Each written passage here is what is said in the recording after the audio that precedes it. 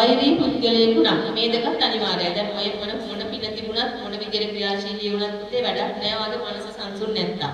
කම්මලක් වගේ නම. අනිතරම ඉන්නේ පීඩනේ. ප්‍රශ්න ඔයාට. ඔයා ගැනම ඔයාට ප්‍රශ්න. ලෙඩ රෝග ගැන හිතනවා. එක ආර්ථික ප්‍රශ්න ගැන හිතන ඔයා සංසුන් නැති කෙනෙක් නම් නාට්‍යකරණාංශය ඇවිල්ලා ඔයාව මොකකට යොමු කරන්න හැදුවට මොකද වෙන්නේ? දැන් මොකද වෙන්නේ? ඔයා අසාර්ථක වෙනවා.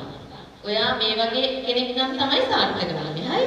ඔයා තුල ලෝභ, දේශ, මෝහ ඔබ ලෝභය, දේශය, මෝහය හඳුනන පුද්ගලයෙකු නම් ඒ පෙන්වන මඟ ගොස් ඉගෙනීම් කටයුතු සිදු කර අවබෝධය ලබා ගනී. ඔය ටික පැහැදිලි නේද පුතේ? පාඩ ඥාතිකරණාංශය කෙනෙක් කියනවා මම මේකත් හිතලා පැහැදිලි කරනවා අලුත් ළමයි ඉන්න නිසා. ඥාතිකරණාංශය කියන්නේ කවුද දේශික? පිටතේ සම්බන්ධ වෙන ශක්තිය. උමේ ඥාතිකරණාංශය කියන්නේ කවුද? අලුත් අය අහන්න ඉන්න මුලින්ම හොඳයි. ඔන්න ඔය ප්‍රශ්නේ නිසා තමයි පුතේ මම කිව්වේ දැන් අපේ අලුත් දරුවා. නම මොකක්ද පුතේ? විජේරත්න. දැන් පුතේ බලන්න දැන් ඔයාගේ අවබෝධය තුල තිබ්බේ තමන්ගේ මැරිච්ච කෙනෙක්. මේ කිය ආජීවෝ සීයවෝ කවුරු හරි ඥාති දෙපාරාදී. ඔන්න ඔක ගැන තමයි මම මේ කියලා යන්නේ. මොකද මේ මල පොත පුරාවටම ඔය වචනේ පාවිච්චි කරන්න වෙන නිසා. මේ වචනේ දාන්නේ විවහාරයෙන් කියන නිසා. ඥාති දෙන්නාන්සේ කියන එක හැමෝම පැල්පදියක් කරගෙන තියෙන නිසා. නැත්නම් මම කිව්වට දේව ශක්ති තරංගය ඔක දන්නේ නැහැ. අන්තර දෙවලා කියන්නේ. ඒ නිසා අර වචනේ දාලා තමයි උගන්වන්නේ. ඥාති දේවතා කියන එක විවහාරයෙන් හැදිලා තියෙන්නේ ආදි සීයා මැරිලා එනවා කියලා පුතේ. එහෙම නෙමෙයි දේව වරමක් එන්නේ පිටත තියෙනවා විශ්වයේ ගොඩාක් ශක්තිය. දේවතා ශක්තියෙන් උප්පත්ති වලට කියපු විමාන භූමාණු කියන තලවල මේ පෘථිවිය ආශ්‍රිත කොටගෙන. දැන් මේ දේවතා ශක්තියෙන් රැඳෙන ස්ථාන ගොඩක් තියෙනවා. එකක් පෘථිවිය ආශ්‍රිත කොටගෙන. ඊළඟට පටන් ගන්නවා චතු මහරජිගේ පටන් ඉහළට දෙව්දල 6ක්. ඒ ඔය 6ට අදාළව දෙවිවරු පහළ වෙනවා. එතකොට මේ 6ට අදාළව පහළ වෙන දෙවිවරු වරන් අරගෙන එන්නේ නැහැ. ඔයාලගේ සිතට සම්බන්ධ වෙන්න වරන් අරගෙන එන්නේ නැහැ. වරමක් විදිහට මූලික. මූලික වෙන්නේ මේ පෘථිවිය ආශ්‍රිත කරගෙන උපත්ය ලැබලා ඉන්න විමාන භූමාණු ඇලවල ගංගා වැව් අඟු නිවෙස් ආශ්‍රිත කොටගෙන වෘක්ෂ ආශ්‍රිත කොටගෙන පහළ වෙන දේවතා කොටසක් ඉන්නවා. දැන් අපි ගමුකෝ මේ අරාබිය පැත්ත කාන්තාර ඒවට වෙනම දේවතා කොටස් ඉන්නවා. ඒ විමාන කරගෙන ඉන්න පුතේ. සේරිස් එක කියන දේවතා ශක්තිය තමයි ප්‍රබලවම ඉන්න ප්‍රධාන දේවතා කෙනෙක්. ඔය විදිහට බුදුදහමේ සඳහන් වෙන තව නම් තියෙනවා. ඒ ශක්තියෙන් එක ඉන්න. එතකොට මෙතනදී මේ පෘථිවිය ආශ්‍රිත කොටගෙන සම්බන්ධ පහළ වෙලා ඉන්න දේවතා ශක්තිය ඔයාලම දැකලා ඔයාලා පින්වන්තයි නම් ඔයාලත් එක්ක වැඩ කරන්න පුළුවන් කියලා හිතනවා නම් සහ ඔයාලට පිනක් වරමක් දෙන්න තියෙනවා. වරයක් තරම් යන්න ඔයා සුසු කෙනෙක් නම් ඔන්න සම්බන්ධ වෙනවා පුතේ. ඔයාලට ගැනීමක් වෙමිලීමක් ඔය වගේ දෙයක් ඇති වෙනවා. එහෙම නැත්නම් කීලෙන් පේනවා. එහෙම නැත්නම් කිලිමාරුඩයක් එනවා. එහෙම නැත්නම් ඔයාලට හිතෙනවා මම පින් කරන්න ඕනේ, මම කාසෙත් කරන්න ඕනේ, බෝධි පූජා කරන්න ඕනේ, නූල් දාන්න ඕනේ. ඉබේ හිතලා කරන අයත් තියෙනවා. නැත්නම් මම ඖෂධ කරන්න ඕනේ, තෙල් ටිකක් ගන්න ඕනේ, පැන් එකක් දෙන්න නිකන් කරන්න පටන් ගන්නවා. මේ ඔයා හිතලා කරනවා නෙමෙයි. මේ ඔයාගේ සිතට දෙනවා පණිවිඩ අර සම්බන්ධ වෙන ශක්තිය විසින්. එතකොට ඒ ශක්තිය ඔයාගේ ආච්චි සීයා අම්මා තාත්තට නෙමෙයි පුතේ. එහෙම වරන් අරගෙන එන අවස්ථාවක් තියෙනවා. ආච්චියට පුළුවන් සීයාට පුළුවන්. නමුත් බොහෝ දුරට ඔය එන ශක්තිය ඇවිල්ලා ඔයාට ආච්චි සීයා කියලා කියන්නේ මුලින්ම ඔයාව ඒකට නතු කරගන්න හන්දයි. නැතුව ඇත්තටම ඔයාගේ ආච්චි සීයා නෙමෙයි. එයා එහෙම ස්වරූපයෙන් පෙන්නනවා. මං වාගේ සීයා කියලා හැඩරුවත් පෙන්නනවා. නමුත් ඒ සීයා නෙමෙයි පුතේ. ඒක මායාවක් විතරයි. ඒ වාට සම්බන්ධ වෙන්න කරන උපක්‍රමයක්. ඥාතිකරණාංශයේ විසින්. අපි ඥාති කියලා කිව්වත් කමක් නැහැ. ඉතින් මේක එක පැත්තකින් සාධාරණයි. අපේ ඇත්තටම අපේ ඥාති කෙනෙක් වගේ ඊට පස්සේ නේ අපේ නෑ කෙනෙක් වගේ තමයි ඊට පස්සේ. ඇත්තටම ඉන්නේ නෑ ඊට වඩා හොඳයි.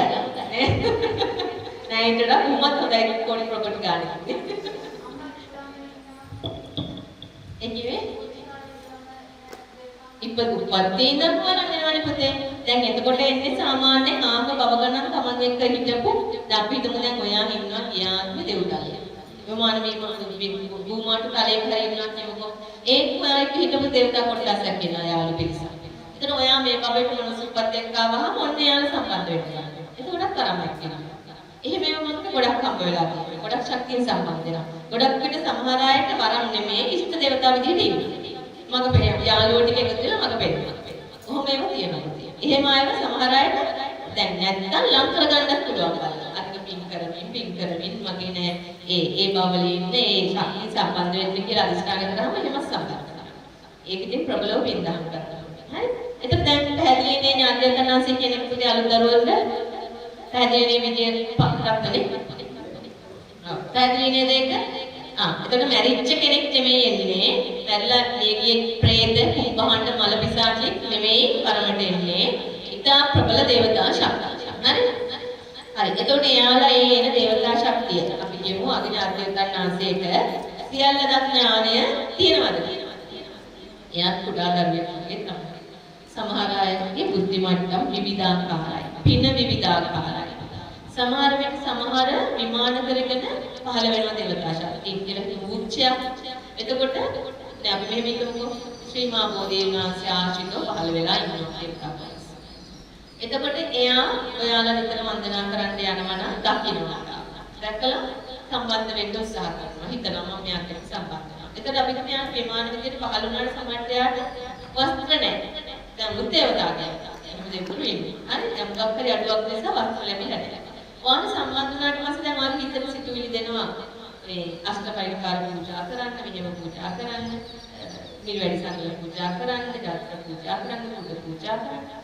එයා සිතුවිලි දෙන්නේ ඔයා ඒව සංඝරත්නයට බුද්ධ ප්‍රමුඛ මහා සංඝරත්නයට පූජා කරාම එයාට ඒවයෙන් පහළ වෙනවා.